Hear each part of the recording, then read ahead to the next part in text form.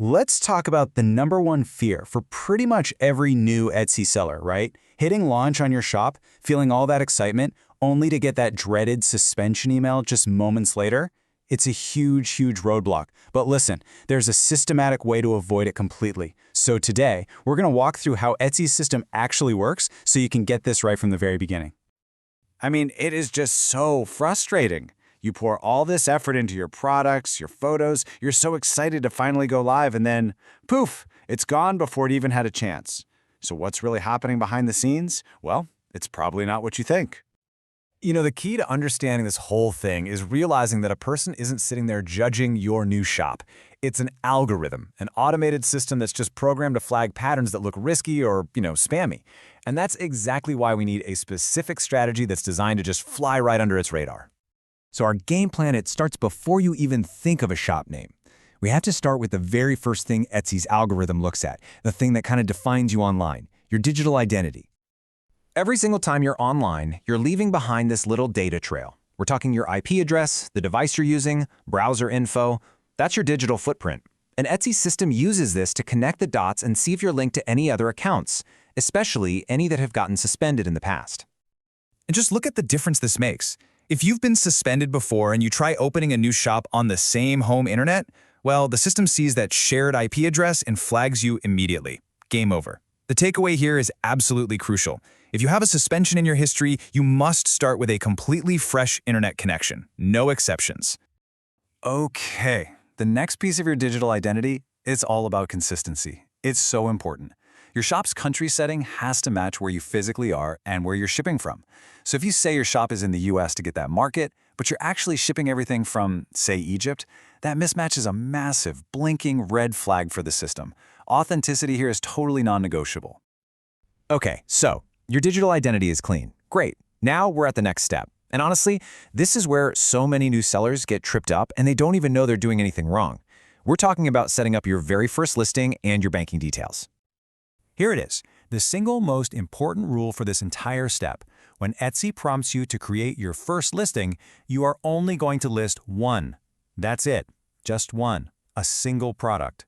I know, it's so tempting to upload your entire catalog, but you absolutely have to resist that urge right at the start. And that one listing, it needs to be as low risk as you can possibly make it. It has to be 100% your own creation. We're talking your photos, your design files, everything. Don't import 100 print-on-demand items or drop-shipped products. Why? Because a sudden flood of activity just looks like spam to the algorithm. Keep your title and description simple, use just a couple of your own photos, and don't get bogged down in SEO just yet. The goal here is to look like a real person, not a bot going crazy.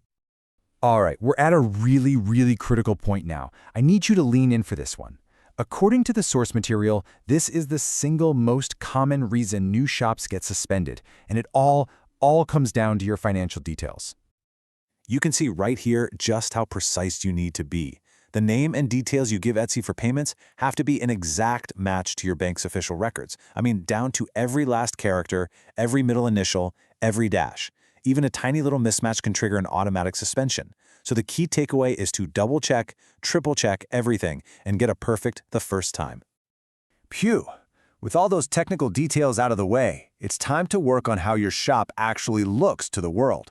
And this is all about building credibility. See, a half-finished shop doesn't just look unprofessional to customers. It also looks super suspicious to Etsy's algorithm.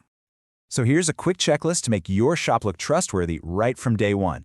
You'll want a seller icon and a shop banner.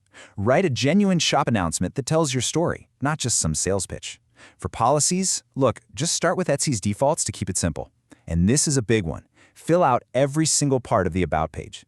This is what signals to the system that there's a real, serious person behind the store. So you've done everything by the book. Your digital footprint is clean, your first listing is simple, your banking details are precise, and your shop profile is complete. Now for the final, and maybe the most counterintuitive step of them all. Once your setup is 100% complete, you need to do nothing. Seriously, for at least 3 to 5 days, just let the shop sit there. Don't add new products, don't edit anything. Think of it as a strategic incubation period. This gives the automated system time to review your profile. And since you've created this complete, low-risk shop that looks like it was made by a real human, you're so much more likely to pass this initial review without a single issue. When you follow this methodical process, you're doing so much more than just avoiding a suspension.